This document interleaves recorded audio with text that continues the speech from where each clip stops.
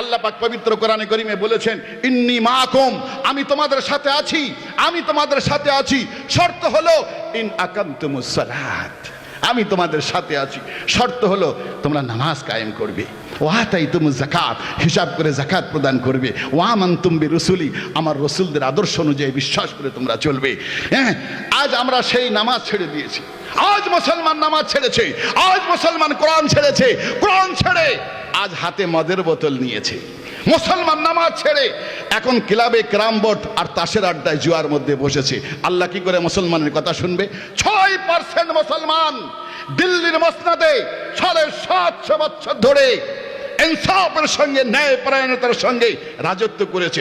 আজ আলহামদুলিল্লাহ ভারতবর্ষে 24% মুসলমান শিয়ালের মতন, কুত্তার মতন মার খাচ্ছে।